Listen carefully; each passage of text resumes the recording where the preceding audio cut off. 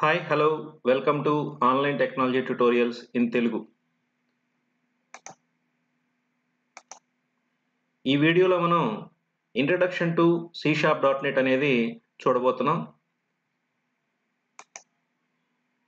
ఈ వీడియోని 3 టాపిక్స్గా నేను డివైడ్ చేయడం జరిగింది. ఒకటి హిస్టరీ ఆఫ్ C#, రెండు C#లో ఉన్నటువంటి వెర్షన్స్, అట్లాగే C#కి రిలేటెడ్గా ఉన్నటువంటి .NET framework and visual studio. ఈ మూడిటి గురించి అంటే ఈ మూడిటి యొక్క వెర్షన్స్, వీటి మధ్య ఉండేటువంటి రిలేషన్ని రెండో టాపిక్గా తీసుకోవడం జరిగింది. నెక్స్ట్ ఒక ఇంపార్టెంట్ టాపిక్ ఇది యాక్చువల్లీ. సో కొంచెం ఓపిక్గా వినాల్సినటువంటిది కూడా. ఏంటంటే ఇది C#, జావా ఈ రెండింటిని కనుక మనం కంపేర్ చేసినట్టయితే ఎట్లా ఉంటుంది అనేటువంటిది మూడో టాపిక్గా తీసుకోవడం జరిగింది.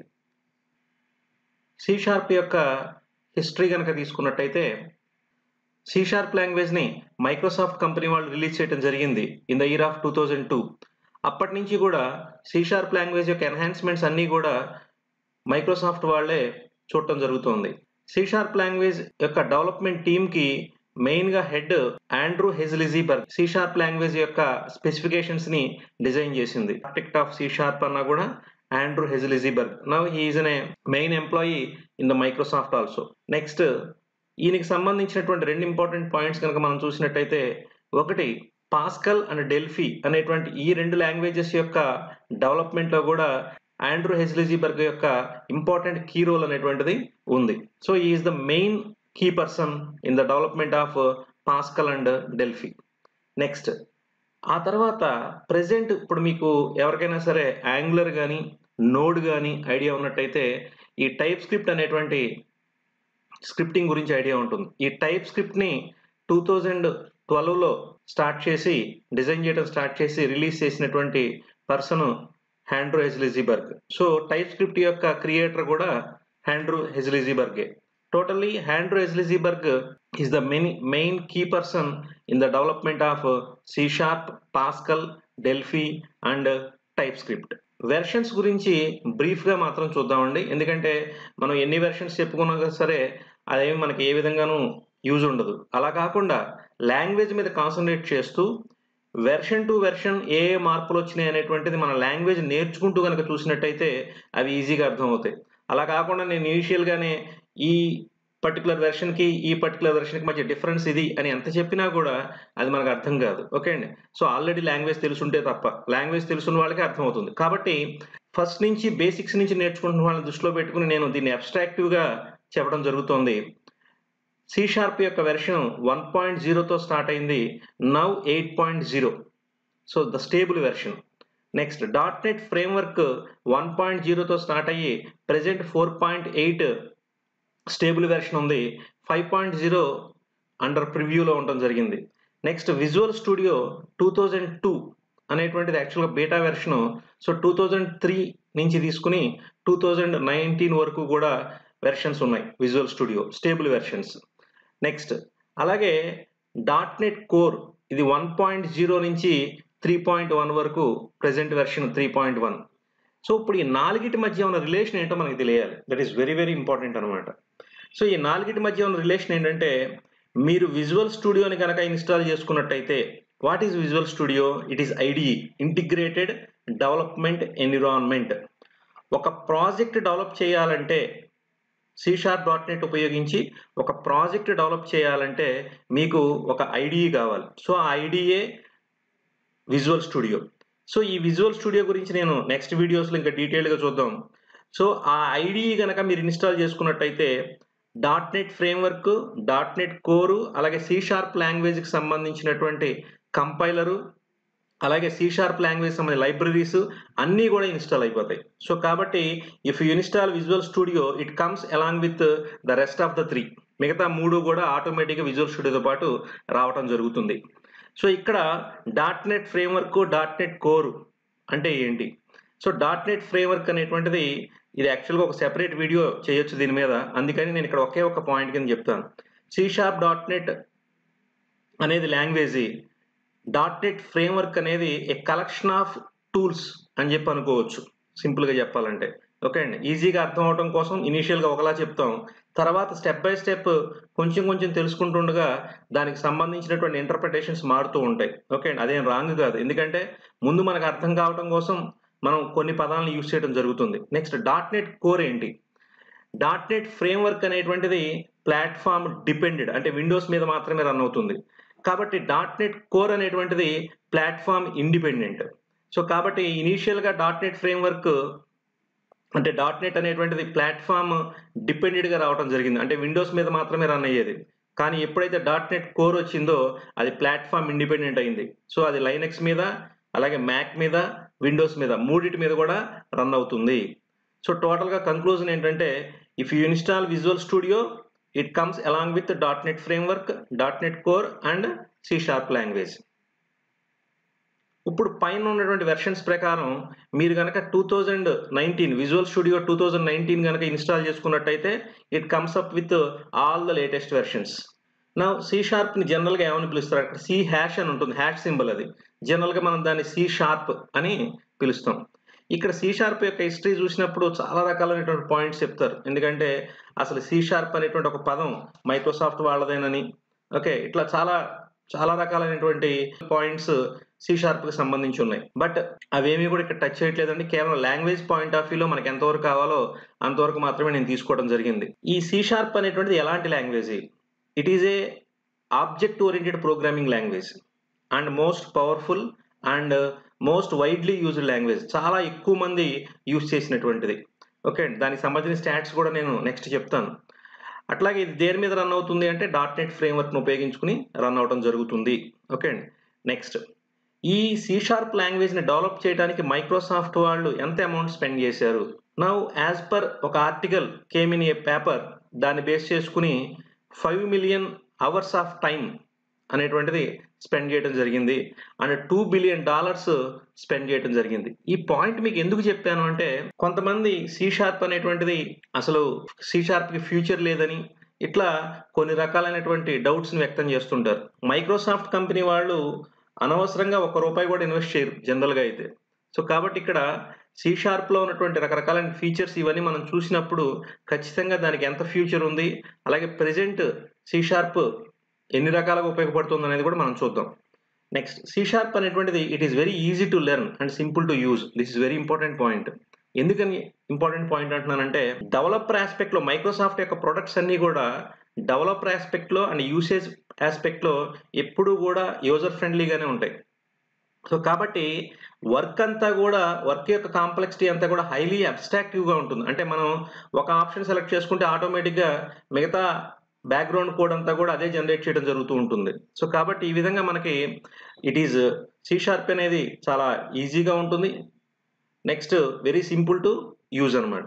నెక్స్ట్ సి షార్ప్ ఉపయోగించి మెయిన్‌గా ఎలాంటి అప్లికేషన్స్ డిజైన్ చేయొచ్చు అనేది చూస్తే డెస్క్‌టాప్ అప్లికేషన్స్ అంటే జియూఐ అప్లికేషన్స్ చేయొచ్చు, మొబైల్ అప్లికేషన్స్ చేయొచ్చు, డేటాబేస్ అప్లికేషన్స్ డెవలప్ చేయొచ్చు, వెబ్ అప్లికేషన్స్ డెవలప్ చేయొచ్చు. ఇక్కడ ఒక్కొక్క పదం మనకి అగైన్ సబ్ టాపిక్స్ కింద డివైడ్ చేస్తే 5, 6 పాయింట్స్ చెప్పొచ్చనమాట. సో, అందుకని నేను ఇక్కడ అవన్నీ చెప్పడం లేదు. ఎందుకంటే వీడియో లెంగ్త్ పెరుగుతుంది. ప్లస్ మనం ఎలాగో నెక్స్ట్ సిలబస్‌లో వాటి గురించి ఎక్స్‌ప్లెయిన్ చేసేటప్పుడు చెప్తాను. గేమ్స్ డెవలప్ చేయొచ్చు, మెషిన్ లెర్నింగ్ డెవలప్ చేయొచ్చు. అలాగే ఇంకా చాలా రకాలైనటువంటి applications IOT there are so many embedded అంటే ఇక్కడ డిఫరెంట్ కాన్సెప్ట్స్ అంటే ఇవన్నీ కూడా రిలేటెడ్ మళ్ళీ. అంటే కేవలం ఒకదాన్ని డెవలప్ చేసేటప్పుడు మిగతా వాటితో రిలేషన్ ఉండదా? ఇంటిగ్రేషన్ ఉండదా? అంటే ఉంటుందండి అది.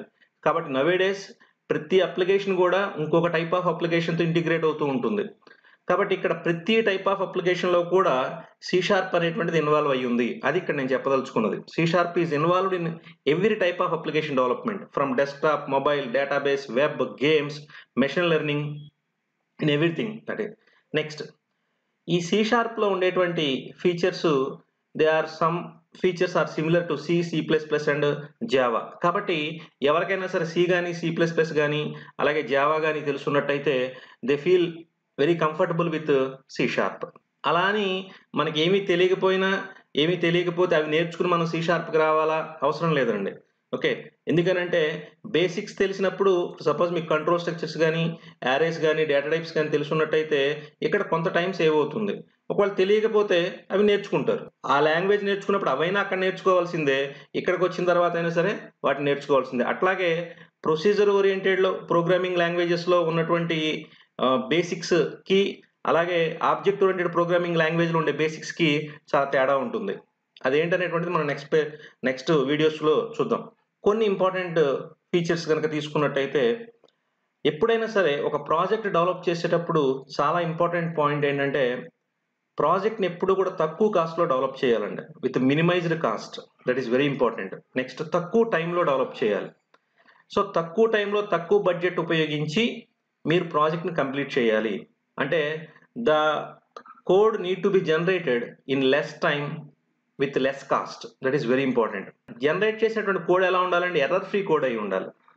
సో, కాబట్టి ఇక్కడ ప్రొడక్షన్ కాస్ట్ తగ్గించాలనుకున్నట్టయితే కోడ్ రీయూజబిలిటీ అలాగే ఆబ్జెక్ట్ ఓరియెంటెడ్ ప్రిన్సిపల్స్‌ని ఇంప్లిమెంట్ చేయటం, ప్రొడక్టివిటీని ఇంక్రీజ్ చేయటం అంటే తక్కువ టైంలో ఎక్కువ కోడ్‌ని జనరేట్ చేయటం, ఇలాంటి ఫీచర్స్ అన్నీ గూడా మనకి ఆ లాంగ్వేజ్‌లో ఉండి తీరాలి.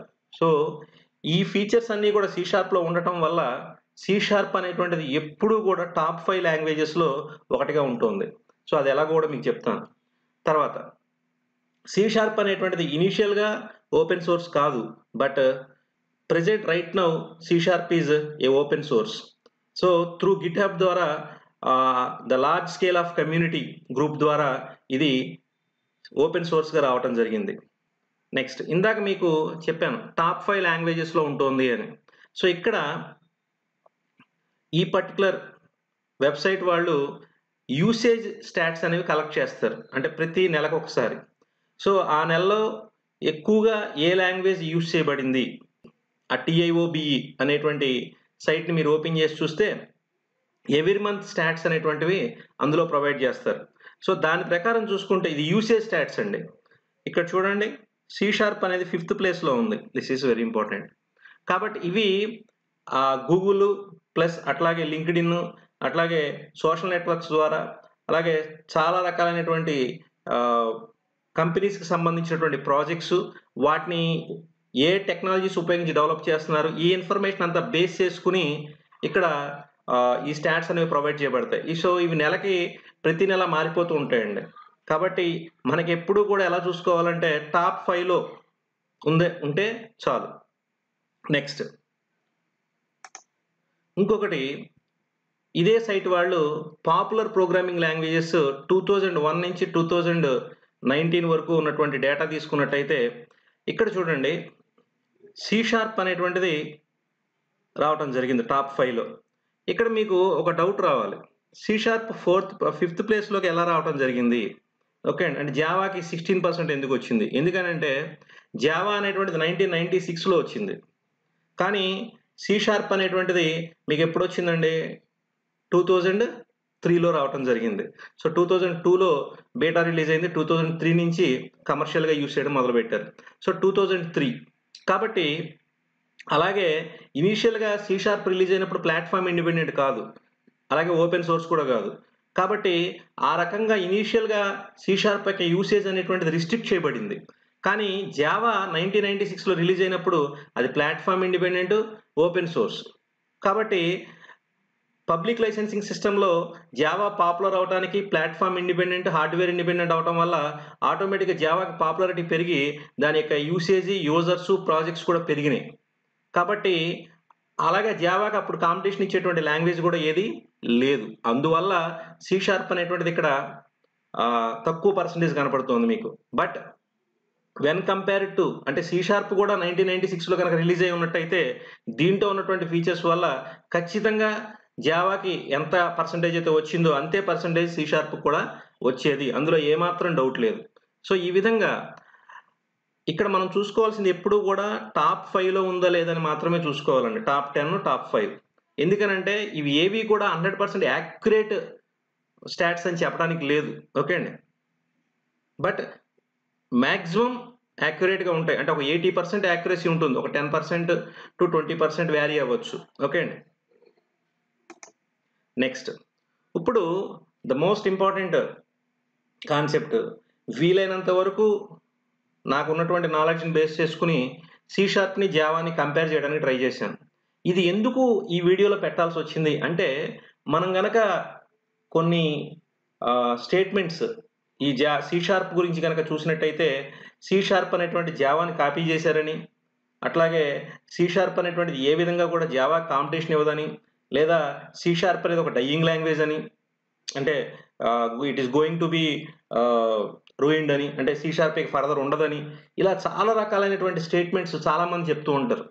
బట్ అది ఎంతవరకు కరెక్ట్ అంటే ఒక్కసారి ఆలోచిస్తే, మైక్రోసాఫ్ట్ వాళ్ళు $2 బిలియన్ ఉపయోగించి ఒక ప్రొడక్ట్ డిజైన్ చేశారు అంటే దాని యొక్క విజన్ ఎంత ఉంటుంది? ఓకే అండి. అదంతా మనం ఆలోచించాలి. సో ఇక్కడ ఇంపార్టెంట్ పాయింట్, మైక్రోసాఫ్ట్ అనేటువంటి కంపెనీ కొన్ని సంవత్సరాల నుంచి కూడా మార్కెట్‌లో ఒక టాప్ పొజిషన్‌లో ఉన్నటువంటి కంపెనీ, ఒక టాప్ కంపెనీ. సో వాళ్ళ యొక్క విజన్, ఒక లాంగ్వేజ్‌ని డిజైన్ చేసేటప్పుడు వాళ్ళ యొక్క విజన్ ఎలా ఉంటుంది? That is very important. We need to understand. కాబట్టి దాన్ని దృష్టిలో పెట్టుకొని ఇప్పుడు కొన్ని సిమిలర్ కాన్సెప్ట్స్ అనేటువంటివి తీసుకోవచ్చు ఎక్కడి నుంచైనా సరే. కాబట్టి అది మిస్టేక్ ఏం కాదు. నౌ అందుకోసం అని చెప్పి ఇక్కడ నేను సి షార్ప్ అండ్ జావాని రెండిటిని కూడా కంపేర్ చేస్తున్నాను. కొన్ని అసలు ఎలా ఏ చాప్టర్స్ ఎలా ఎలా ఇంప్లిమెంట్ అయి ఉన్నాయి రెండిట్లో కూడా అనేటువంటిది. ఫస్ట్ సి షార్ప్ అనేది ప్లాట్‌ఫార్మ్ ఇండిపెండెంట్. అలాగే జావా కూడా ప్లాట్‌ఫార్మ్ ఇండిపెండెంట్. అంటే రైట్ నౌ ఇప్పుడున్నటువంటి స్టేటస్ మీకు చెప్తున్నాను నేను. ఇనీషియల్‌గా కాదు. అలాగే హార్డ్‌వేర్ ఇండిపెండెంట్. యెస్. అంటే ఆర్కిటెక్చరల్ న్యూట్రల్ అంటారు. సి షార్ప్ అనేటువంటిది ఆర్కిటెక్చరల్ న్యూట్రల్ అండ్ జావా కూడా ఆర్కిటెక్చరల్ న్యూట్రల్. అంటే they runs on Mac, Windows and Linux వీటి మీదైనా సరే రన్ అవుతాయి. అలాగే రెండు కూడా purely object oriented languages. Purely object oriented. ఇక్కడ ప్యూర్‌లీ ఆబ్జెక్ట్ ఓరియెంటెడ్ అంటే మీరు ఒక్క లైన్ కోడ్ రాయాలన్నా సరే ఖచ్చితంగా క్లాస్ అనేటువంటిది ఉండి తీరాల్సిందే. క్లాస్ లేకుండా మీరు ప్రోగ్రామ్ రాయడానికి కుదరదు. ఇప్పుడు సి++ ఉందండి. అది ప్యూర్‌లీ ఆబ్జెక్ట్ ఓరియెంటెడా? కాదు. అది ఆబ్జెక్ట్ ఓరియెంటెడ్ మాత్రమే. ప్యూర్‌లీ ఆబ్జెక్ట్ ఓరియెంటెడ్ కాదు. ఎందుకనంటే మీరు మెయిన్ మెథడ్‌ని ఒక క్లాస్‌లో యూజ్ చేసి రాయరు. మెయిన్ మెథడ్ అనేది డైరెక్ట్‌గా ఓపెన్‌గా రాస్తారు. అంటే if you want to right at least welcome అని చెప్పి మీరు గనక సి++లో రాయాలంటే మీకు క్లాస్ అవసరం లేదు. కానీ ఇక్కడ ఐదర్ సి షార్ప్‌లో గాని లేక జావాలో గాని మీరు వెల్కమ్ అని ఒక స్టేట్మెంట్ రాయాలంటే ఖచ్చితంగా ఒక క్లాస్ ఉండి తీరాల్సిందే. అంటే ఒక్క లైన్ కోడ్ రాయాలన్నా కూడా మీకు క్లాస్ కావాలి. సో నెక్స్ట్ ఈ 2 ఓపెన్ సోర్సే. ఓకే అండి. రైట్ నౌ ఇప్పుడు ఈ 2 ఓపెన్ సోర్స్, ఇక ముందు కూడా ఓపెన్ సోర్సే. కాకపోతే మీకు ఇక్కడ ఒక చిన్న ఇంపార్టెంట్ పాయింట్ ఉంది. జావాకి సంబంధించినటువంటి పెయిడ్ సబ్స్క్రిప్షన్స్ అనేటువంటివి స్టార్ట్ అవ్వడం జరిగింది. సో జావా 8 రిలీజ్ అయిన తర్వాత జావాలో ఉన్నటువంటి కొన్ని ఫీచర్స్ మీకు పెయిడ్ లైసెన్స్ గానే రావడం జరుగుతుంది. నెక్స్ట్ లాంగ్వేజ్ ఫండమెంటల్స్ చూద్దాం. లాంగ్వేజ్ ఫండమెంటల్స్ జనరల్‌గా ఏ లాంగ్వేజ్ అయినా తీసుకోండి. Data types, control structures, operators, arrays, strings ఇవన్నీ కూడా సి షార్ప్‌లోను, జావాలోను రెండిట్లో కూడా ఇంప్లిమెంట్ చేయబడ్డాయి. రెండిట్లో కూడా ఇంచుమించుగా ఫంక్షనాలిటీ పరంగా సేమ్‌గా ఉంటాయి. ఇక్కడ ఒక చిన్న ఇంపార్టెంట్ పాయింట్ చెప్పాలి. మీకు డేటా టైప్స్ అనేటువంటివి ఉన్నాయనుకోండి. సపోజ్ డేటా టైప్ అనేటువంటిది ఇంట్ అనేటువంటి ఒక డేటా టైప్ తీసుకుంటే అది కీవర్డ్ కింద ఇంప్లిమెంట్ చేశారా? అంటే ఆబ్జెక్ట్ ఓరియెంటెడ్ కింద ఇంప్లిమెంట్ చేశారా? లేక కీవర్డ్ కింద ఇంప్లిమెంట్ చేశారా? అంటే ప్రిమిటివ్ డేటా టైపా? అబ్స్ట్రాక్ట్ డేటా టైప్ కింద ఇంప్లిమెంట్ చేశారా? అనేటువంటిది మనం చూడొచ్చు. ఎందుకంటే ప్యూర్‌లీ ఆబ్జెక్ట్ ఓరియెంటెడ్ అన్నప్పుడు ప్రతి దాంట్లో కూడా అంటే మాక్సిమం ఇన్ ఎవ్రీ టాపిక్ ప్రతి దాంట్లో కూడా ఊప్స్ కాన్సెప్ట్‌ని ఇంప్లిమెంట్ చేశారా లేదా అనేటువంటిది అంటే రిక్వైర్మెంట్‌ని బట్టి పెర్ఫార్మెన్స్ ఇంప్రూవ్ చేయడానికి ప్రతి యాస్పెక్ట్‌లో కూడా ఊప్స్‌ని ఇంప్లిమెంట్ చేయడం జరుగుతూ ఉంటుంది. సో కాబట్టి ఇక్కడ డేటా టైప్స్ తీసుకున్నా కూడా ఊప్స్ ఇంప్లిమెంట్ చేయడం అనేటువంటిది జరిగింది సి షార్ప్‌లో. సో ఆ విధంగా మనకి అందుకే మీకు ఇక్కడ రాశాను నేను. డేటా టైప్స్‌లో primitive data types and abstract data types. అలాగే ఆపరేటర్స్‌లో కూడా కొన్ని చోట్ల ఊప్స్ కాన్సెప్ట్‌ని యూజ్ చేయడం వల్ల కొన్ని బెనిఫిట్స్ ఉన్నాయి. అట్లాగే కంట్రోల్ స్ట్రక్చర్స్, యారేస్, స్ట్రింగ్స్ ప్రతి దాంట్లో కూడా ఊప్స్‌ని ఇంప్లిమెంట్ చేయాలి. అదేంటంటే కంట్రోల్ స్ట్రక్చర్స్‌లో, యారేస్‌లోను, స్ట్రింగ్స్‌లోను ఊప్స్‌ని ఇంప్లిమెంట్ చేయడం ఏంటి? అంటే ఆ కాన్సెప్ట్స్ వచ్చినప్పుడు చెప్తాను మీకు నేను. ఆ కాన్సెప్ట్స్‌లో ఊప్స్‌కి సంబంధించినటువంటి ఫీచర్స్‌ని యూజ్ చేయడం జరుగుతుంది. అది ఎలాగా ఏంటనేటువంటిది మనం చూద్దాం. Next exception handling. Error handling అనేటువంటిది రెండిట్లోనూ ఉంది. సి షార్ప్‌లోనూ ఉంది.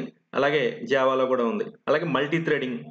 సో మల్టీ థ్రెడింగ్ అంటే సింప్లీ చెప్పాలంటే ఒక particular part of the code execute అవుతుండగా ఇంకొక పార్ట్ ఆఫ్ ద కోడ్ని స్టార్ట్ చేయొచ్చు. అంటే వితౌట్ ప్రెజెంట్ రన్ అవుతున్నటువంటి కోడ్ని ఆపకుండానే ఇంకొక కోడ్ని కూడా మనం స్టార్ట్ చేయొచ్చు. సేమ్ ప్రోగ్రామ్, ఒకే ప్రోగ్రాంలో నుంచి 2 కోడ్లను ప్యారలల్గా మనం ఎగ్జిక్యూట్ చేయొచ్చు. దట్ ఈస్ ఆ కాన్సెప్ట్కి ఉపయోగపడేది మల్టీ థ్రెడింగ్. ఎక్సెప్షన్ హ్యాండ్లింగ్ గురించి కూడా మీకు నేను ఇక్కడ ఇంకొక పాయింట్ చెప్పాలి. ఎర్రర్స్ అనేటువంటివి 100% ఎక్సెప్షన్ హ్యాండ్లింగ్ ద్వారా హ్యాండిల్ చేయబడతాయా? లేదండి. ఎందుకంటే ఎక్సెప్షన్ హ్యాండ్లింగ్ కూడా కొన్ని లిమిటేషన్స్ ఉంటాయి. That is very important point you must remember. C షార్ప్లోను జావాలోను వాటి యొక్క ఏపీఐస్ ఎలా ఆర్గనైజ్ అయి ఉన్నాయి? ఇప్పుడు సి తీసుకోండి, హెడర్ ఫైల్స్ కింద ఆర్గనైజ్ అయి ఉంటాయి, అంటే ఆ ఫంక్షన్స్ అన్నీ కూడా. మరి ఇక్కడ సి షార్ప్లో నేమ్ స్పేసెస్ కింద ఆర్గనైజ్ అయి ఉంటాయి. సో అన్నీ కూడా క్లాసెసే, ఎవ్రీథింగ్ ఈజ్ క్లాసెస్. కాకపోతే వాటికి మనం పెట్టేటువంటి పేరు name spaces. So basic name space first ఇనిషియల్గా వచ్చి సిస్టమ్. మీకు జావా కనుక తీసుకున్నట్టయితే ప్యాకేజెస్ కింద ఆర్గనైజ్ అయి ఉంటాయి. ఓకేనా, అది కూడా క్లాసెసే. సో ఆ ప్యాకేజెస్లో జావా అనేటువంటిది బేసిక్ ప్యాకేజ్. సో ఈ విధంగా నేమ్ స్పేసెస్ కింద ప్యాకేజెస్ కింద ఆర్గనైజ్ అయి ఉంటాయి వాటి యొక్క లైబ్రరీస్ అన్నీ కూడా. Intranet applications or distribute applications. Intranet అంటే network, local network.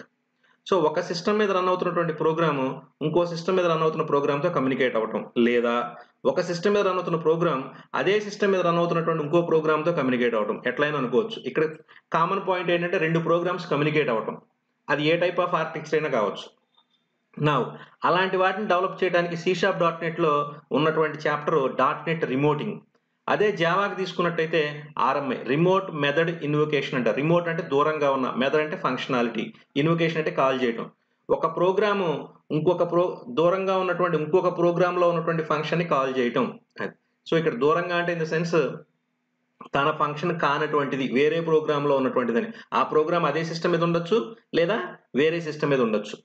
Next collection API, అంటే మన డేటా ప్రాసెసింగ్కి అవసరమైనటువంటి రకరకాలైనటువంటి యూటిలిటీస్. సో చాలా ఈజీగా ప్రాసెస్ చేయడానికి అవసరమైనటువంటివి, అంటే which makes complex tasks as simple. ఇప్పుడు డేట్ని హ్యాండిల్ చేయడం కావచ్చు, ఓకే, ఒక గ్రూప్ ఆఫ్ వాల్యూస్ని హ్యాండిల్ చేయడం కావచ్చు, ఈజీగా అర్థం కావాలంటే. కలెక్షన్ అంటే ఏంటండి? మోర్ దాన్ 1 అని అర్థం. సో ఎప్పుడైనా సింగిల్గా ఉన్నదాన్ని ఈజీగా హ్యాండిల్ చేయొచ్చు. ఎప్పుడైతే ఒకటి కన్నా ఎక్కువ అవుతుందో అప్పుడే a collection of objects, a collection of values, ఏవైనా కావచ్చు. ఓకే, కలెక్షన్ అంటే మోర్ దాన్ 1. నౌ ఆ పర్టికులర్ కలెక్షన్స్ని హ్యాండిల్ చేయడానికి ఉన్నటువంటి క్లాసెస్ ఎందులో ఉన్నాయి? system.collection అనేటువంటి దాంట్లో అవి ప్రొవైడ్ చేయడం జరిగింది. అదే జావాలో వస్తే java.util అనే ప్యాకేజ్లో ప్రొవైడ్ చేయడం జరిగింది. నెక్స్ట్ ఇన్పుట్ అవుట్పుట్ని దేంట్లో ప్రొవైడ్ చేశారు? ఇన్పుట్ అవుట్పుట్ని system.io అనేటువంటి నేమ్ స్పేస్లో ప్రొవైడ్ చేయడం జరిగింది. ఇన్పుట్ అవుట్పుట్ ప్రాసెసింగ్ సంబంధించిన క్లాసెస్ అన్ని. అట్లాగే జావాలో java.io అనే ప్యాకేజ్లో ప్రొవైడ్ చేయడం జరిగింది. Next types of applications. ఈ టైప్స్ ఆఫ్ అప్లికేషన్స్లో CUI అంటే క్యారెక్టర్ యూజర్ ఇంటర్ఫేస్ అప్లికేషన్స్, ఇవి C#లో డెవలప్ చేయడం జరుగుతుంది. కన్సోల్ అప్లికేషన్స్ అంటారు వీటిని. అలాగే జావాలో కూడా మీరు CUI అప్లికేషన్స్ డిజైన్ చేసుకోవచ్చు, అంటే command prompt. Next GUI applications ఎలా డిజైన్ చేసేవారు? దీన్నే మనం రకరకాల పేర్లు పెట్టుకుంటాం. విండోస్ అప్లికేషన్స్ అనొచ్చు, డెస్క్టాప్ అప్లికేషన్స్ అనొచ్చు, ఓకే అండి, graphical user interface applications. So C#లో విండోస్, విన్ఫార్మ్స్ అంటారు, విండోస్ అండ్ WPF అనేటువంటి ఈ 2 టైప్స్ ఉపయోగించి మనం డెవలప్ చేయొచ్చు. నెక్స్ట్ జావాలోకి వస్తే వాటిని AWD, స్వింగ్, జావా ఎఫ్ఎక్స్ ఈ ప్యాకేజెస్ను ఉపయోగించి డెవలప్ చేయొచ్చు. నెక్స్ట్ డేటాబేస్కి సంబంధించినటువంటి ప్రాసెసింగ్ని C#లో అయితే మనం ADO.NET APIs ఉపయోగించి చేయడం జరుగుతుంది.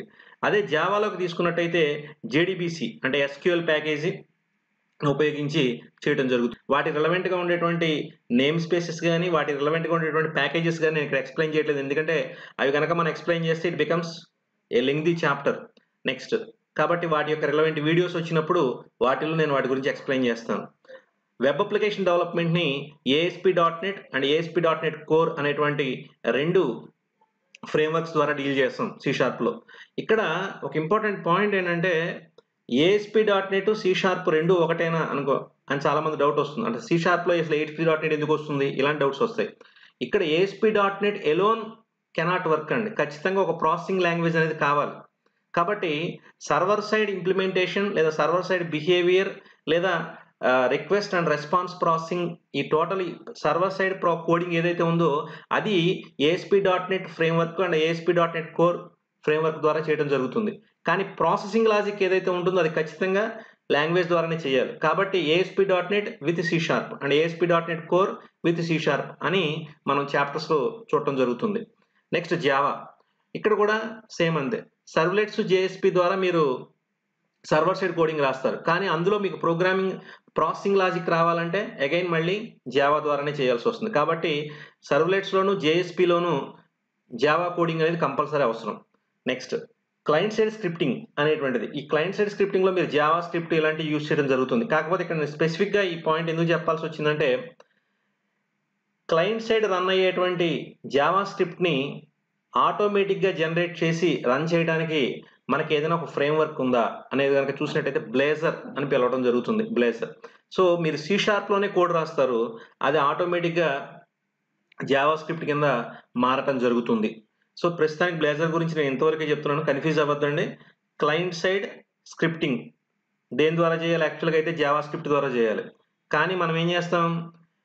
C#లో కోడ్ రాస్తే అది ఆటోమేటిక్‌గా జావా స్క్రిప్ట్ కింద మారటం జరుగుతుంది. That is very important. So ఆ పర్టిక్యులర్ కాన్సెప్ట్‌కి సంబంధించిందే బ్లేజర్. ఓకే అండి. దాని మీద కూడా మనకి సెపరేట్ కోర్స్ ఉంటుంది. అందులో వస్తాయి. అక్కడ నేను చెప్తాను. Next mobile application development. మనకి 3 టైప్స్ ఆఫ్ అప్లికేషన్స్ ఉంటాయండి మొబైల్‌కి సంబంధించి. ఒకటి ఆండ్రాయిడ్, 2 యాపిల్ ఐఫోన్ అప్లికేషను, 3 ఈ రెండిటి మిక్సర్. దానికి వాళ్ళు హైబ్రిడ్ అంటారు.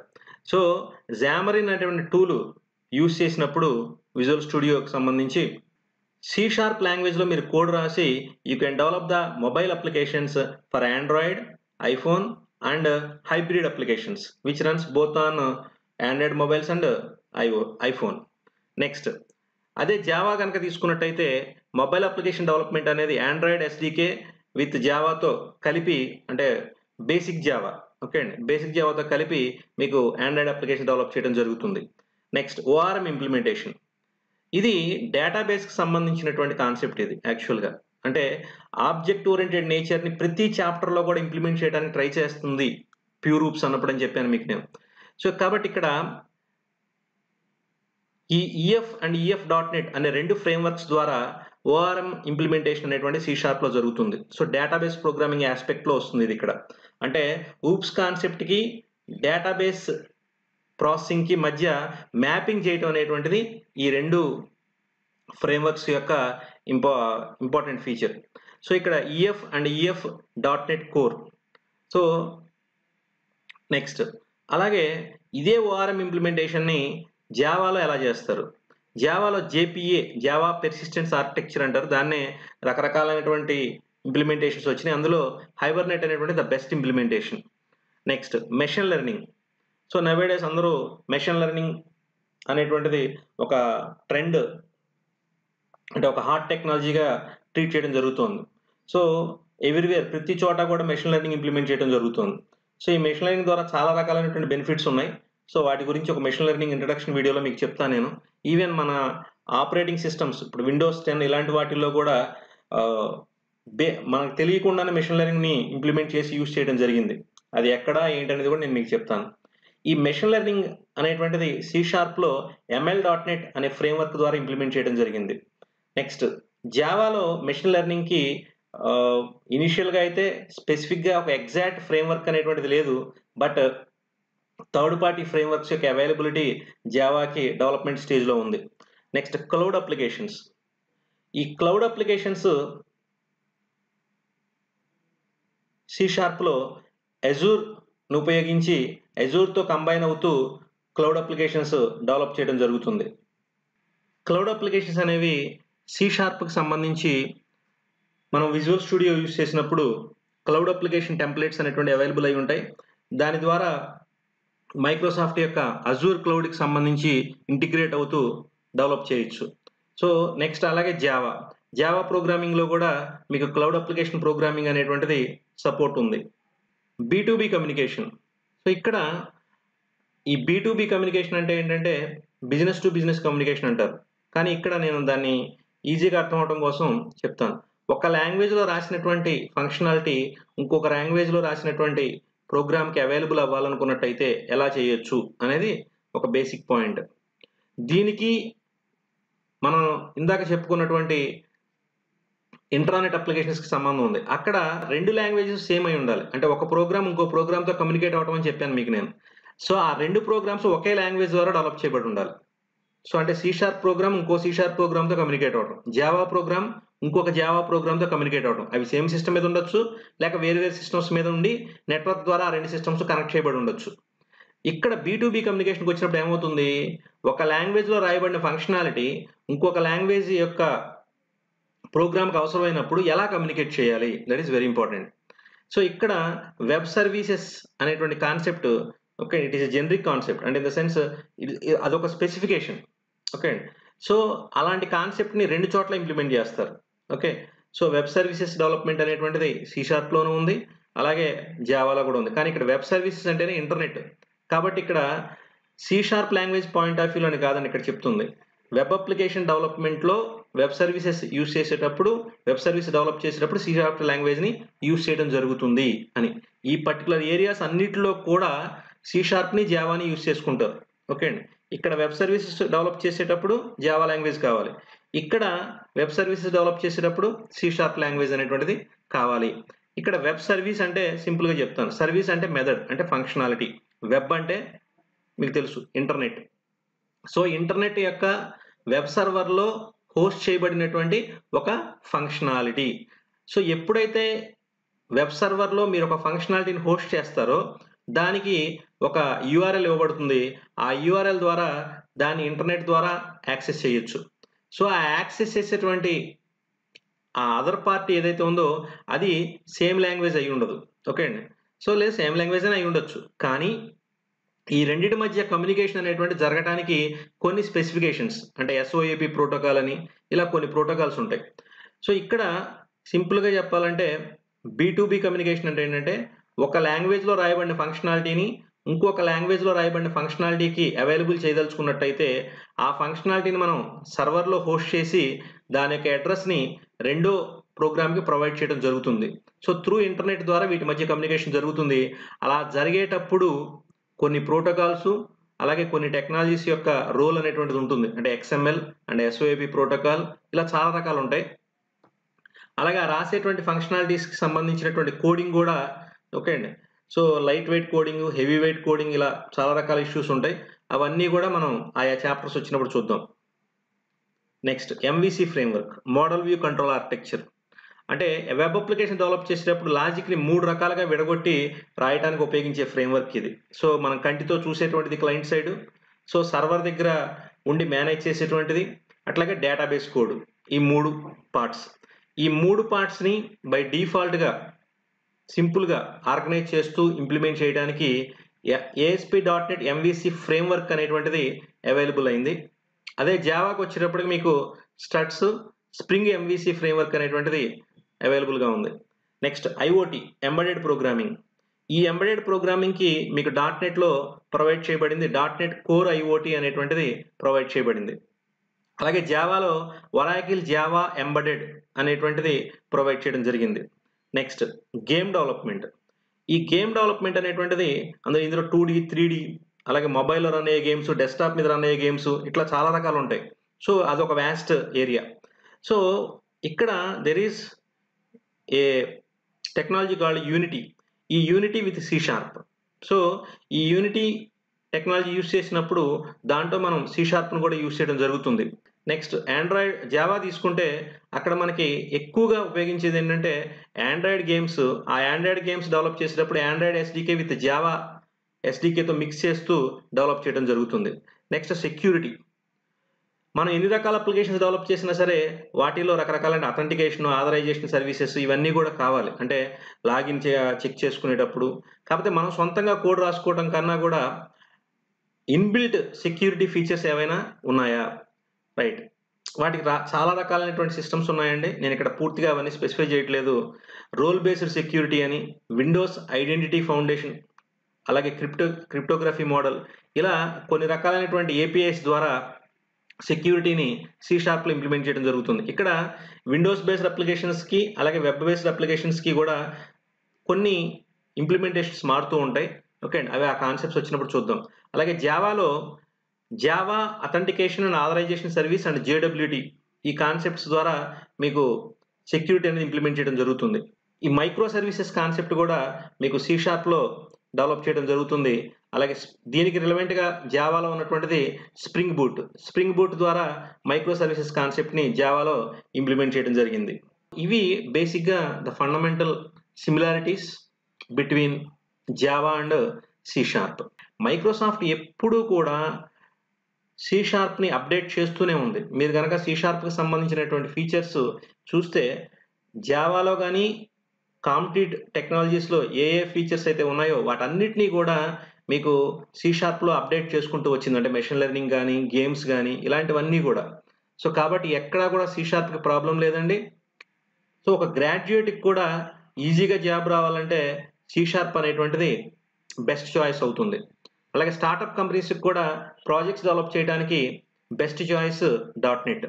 ఎందుకని ఆ విధంగా చెప్పాను అంటే easy to learn, easy to understand, easy to debug and productivity ఈ 4 ఫీచర్స్‌ని బేస్ చేసుకొని చెప్పడం జరిగింది నేను. Okay. What is the prerequisite for learning C sharp? C sharp నేర్చుకోవాలంటే ఏవైనా బేసిక్స్ తెలిసి ఉండాలా? ఓకే అండి. A fresher can learn C sharp without having any basic knowledge about programming languages. మీకు ఏం తెలియకపోయినా సరే సి షార్ప్ నేర్చుకోవచ్చు. ప్రాబ్లమ్ ఏం లేదండి. That is very important. ఎందుకని ఇంత కాన్ఫిడెంట్‌గా చెప్తున్నామంటే మైక్రోసాఫ్ట్ టెక్నాలజీస్ అన్నీ కూడా ఎప్పుడూ కూడా easy to learn. That is very important. చాలా కాంప్లెక్స్ టాస్క్‌లు కూడా బ్యాక్‌గ్రౌండ్‌లో జరుగుతుంటాయి. కానీ మీరు ఫోర్‌గ్రౌండ్‌లో రాసేటువంటి కోడ్ చాలా సింప్లిఫై అయిపోయి ఉంటుంది. ఎందుకనంటే మీకు ఇందాక కంపేర్ చేసి చెప్పినప్పుడు మల్టీ థ్రెడింగ్, ఎక్సెప్షన్ హ్యాండ్లింగ్ ఈ చాప్టర్స్ అలాగే డేటా టైప్స్ దగ్గర కూడా మీకు ఆ డిఫరెన్స్ తెలిసిపోతుందండి. జావాలో ఇంప్లిమెంట్ చేసినటువంటి విధానానికి అవే కాన్సెప్ట్స్ మీకు సి షార్ప్‌లో ఇంప్లిమెంట్ చేసిన విధానానికి చాలా తేడా ఉంది. అది నేను మీకు విడిగా ఒక ఎగ్జాంపుల్‌లో కూడా నేను చేసి చూపిస్తాను. అట్లాగే ఒకవేళ సి++ గనక మీకు ఆల్రెడీ తెలిసుంటే జస్ట్ ఏమవుతుందంటే ఫండమెంటల్స్ సింపుల్ అవుతాయి. ఎందుకంటే వాట్ ఈస్ డేటా టైప్ చెప్పక్కర్లేదు. ఓకే అండి. కంట్రోల్ స్ట్రక్చర్స్ యొక్క బిహేవియర్ చెప్పక్కర్లేదు. అలా అని 2 సేమ్ కాదండి. That is very important. గుర్తుపెట్టుకోండి. నాకు ఫర్ లూప్ సి లాంగ్వేజ్‌లో వచ్చు కాబట్టి నాకు సి షార్ప్‌లో ఫర్ లూప్ నేను నేర్చుకోక్కర్లేదంటే మాత్రం కుదరదు. That is basic behaviour is same. But there are some differences.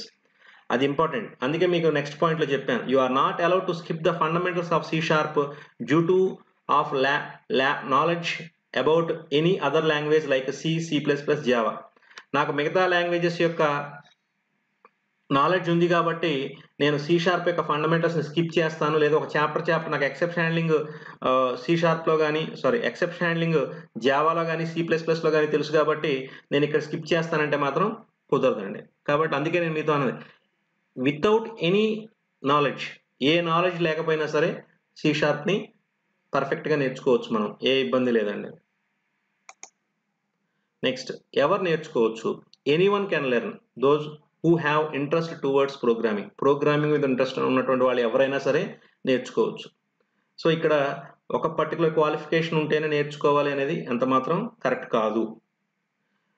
అట్లాగే ఇందాకే చెప్పాను ఆల్రెడీ. సి++ కనుక తెలుసుంటే మీకు లెర్నింగ్ ఆఫ్ ఫండమెంటల్స్ అనేది ఈజీ అవుతుంది. నెక్స్ట్ ఏ ఐడీఈ మనం యూజ్ చేస్తాం?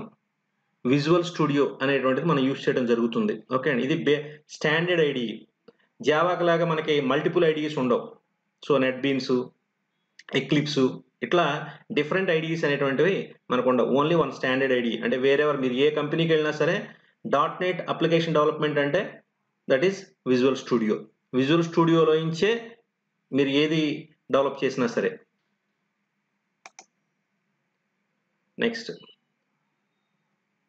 నెక్స్ట్ వీడియోలో మనం how to download the visual studio both trial and free versions అలాగే వాటి యొక్క ఇన్‌స్టాలేషన్ స్టెప్స్, విజువల్ స్టూడియో ఉపయోగించి ఒక బేసిక్ ఎగ్జాంపుల్ ఎలా చేయాలో చూపిస్తాను. ఆ తర్వాత మనం నేర్చుకోబోయేటువంటి సి షార్ప్‌కి సంబంధించినటువంటి ఫస్ట్ పార్ట్ సిలబస్‌ని ఎక్స్‌ప్లెయిన్ చేస్తాను. మన ట్యుటోరియల్ ఎలా ఆర్గనైజ్ అయ్యి ఉంది? ఒక పార్ట్‌లో లాంగ్వేజ్ గురించి తెలుసుకోవటం, రెండో పార్ట్‌లో ఆ నేర్చుకున్నటువంటి లాంగ్వేజ్‌ని ఉపయోగించి రియల్ టైమ్ ప్రాబ్లమ్స్‌ని ఎలా సాల్వ్ చేయాలి అనేటువంటిది రెండో పార్ట్‌లో ఉంటుంది. ఈ వీడియోలోని కంటెంట్ మీకు నచ్చిందని ఆశిస్తున్నాను. Please like this video and subscribe our channel OTT for more videos and press the bell icon for regular updates. మీ యొక్క వాల్యుబుల్ కామెంట్స్‌ని మాకు ప్రొవైడ్ చేసినట్టయితే ఈ కంటెంట్‌ని ఇంప్రూవ్ చేసి మీకు ఇంకా క్వాలిటేటివ్ కంటెంట్ ప్రొవైడ్ చేయడానికి అవకాశం ఉంటుంది. అట్లాగే మీరు వర్క్ చేసేటప్పుడు మీకు ఎలాంటి డౌట్స్ వచ్చినా సరే, అట్లాగే వీడియోని వింటున్నప్పుడు మీకు వచ్చినటువంటి డౌట్స్ గానీ, ఎలాంటి డౌట్స్ అయినా సరే, ఎలాంటి క్వెషన్స్ అయినా సరే, దేనికి సంబంధించి అయినా సరే, వాటిని మీరు కామెంట్స్ రూపంలో గనక మాకు ప్రొవైడ్ చేసినట్టయితే, మేము వాటిని స్టడీ చేసి ఇమ్మీడియేట్‌గా నెక్స్ట్ వీడియోలో వాటిని ఎక్స్‌ప్లెయిన్ చేయడానికి ట్రై చేస్తాను.